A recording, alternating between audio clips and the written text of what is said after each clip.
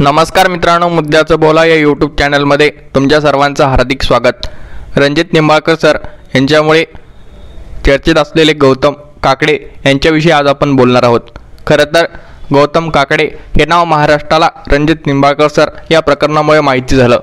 अगदी सुंदर बैलाच्या वादातून हे सर्व प्रकरण घडलं आणि गौतम काकडे यांना अटक झाली। सध्या ते तुरुंगात आहेत। मात्र गौतम काकडे यांची देखील लोकप्रियता आणि प्रसिद्धी कमी नव्हती। अगदी गडगंज श्रीमंत असणारे गौतम काकडे यांना राजकीय वारसा देखील आहे। त्याचबरोबर सहकार क्षेत्रामध्ये देखील त्यांचा चांगला दबदबा होता। खरं तर गौतम काकडे देखील बारामती परिसरातलं एक मोठं नाव आहे। त्याचबरोबर ते एका पक्षाशी संबंधित देखील होते। खरं तर गौतम काकडे हे एवढे गडगंज श्रीमंत होते की त्यांच्यासारख्या श्रीमंत व्यक्तीने बैलगाडा शर्यतीत का उतरावं असा अनेकांना प्रश्न होता। मात्र त्यांनाच बैलगाडा शर्यतीचा मोठा नाद होता। अगदी ज्यांच्या घरच्यांचा देखील त्यांच्या क्षेत्रात उतरण्यासाठी विरोध होता। मात्र ते नेहमीच बैलगाडा क्षेत्रासाठी आग्रही राहत असत।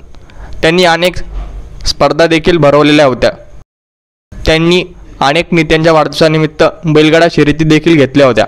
त्याचबरोबर त्यांचे देखील स्वतःचे बैल हे बैलगाडा शर्यतीमध्ये पळत होते व अशाच माध्यमातून ते बैलांची खरेदी विक्री देखील करत होते व शेवटी बैलाच्याच आर्थिक व्यवहारातून हे सर्व प्रकरण घडलं।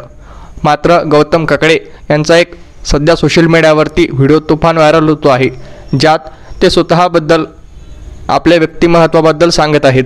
काळात म्हणजे मी अशी ईर्ष्या कधी केली नाही, पण आज जी ही लोकप्रियता तुम्हाला जी दिसते त्याला मूळ कारण ते पहिल्यांदा कधी ठोका मारून दिला नाही, मारहाण ही मी कधीच करून दिली नाही। ते आता नियम आले पण मी पहिल्यापासून ते नियम पाळले। प्रेम मिळवा, वाद घालू नका, रडायचं नाही त्या गोष्टीवर। आपल्या धमक आहे, आपल्या बैलांच्या धमक आहे, पुढच्या मैदानात ताणून मारले। ते म्हणतात की मी कधीही ईर्ष्या केली नाही, की कोणाची बैलजोडी पुढे गेली कोणाची मागे आहे याबाबत मी कधीही ईर्ष्या केली नाही।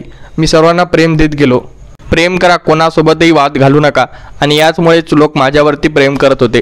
त्याचबरोबर त्यांनी बैलगाडा प्रेमींना देखील एक महत्त्वाचा सल्ला दिला आहे की माझी बैलगाडी यावेळेस पळाली नाही यासाठी निराश होऊ नका, रडू नका। आपल्यात जर दम असेल, आपल्या बैलात जर दम असेल तर पुढच्या मैदानामध्ये ताणून मारा। अशा प्रकारचा सल्ला देखील त्यांनी बैलगाडा प्रेमींना दिला होता। त्यामुळे एकंदरीतच गौतम काकडे यांचं देखील व्यक्तिमत्व पाहायला गेलं तर अगदी दिलदार माणूस ते होते। म्हणूनच लोक गौतम काकडे यांना गौतम भैया काकडे या नावाने देखील ओळखायचे। त्यामुळे बारामती परिसरात एकूण गौतम काकडे यांचा देखील मोठा प्रभाव असल्याचं आपल्याला पाहायला मिळतं। मात्र सध्या ते तुरुंगात आहेत आणि त्यांच्याबद्दल अनेक निगेटिव्ह लोकही बोलत आहेत। मात्र शेवटी न्यायालयामध्ये ते आहेत, त्यांच्यामार्फत एक गुन्हा घडला आहे, त्यामुळे नक्कीच ते दोषी आहेत। त्याबद्दल आपल्याला जास्त काही बोलायचं नाही, पण एकंदरीतच हा व्हिडिओ त्यांनी त्यांच्या स्वतःबद्दल केल्यामुळे आपल्यासमोर तो व्हिडिओ मांडावा असा वाटला।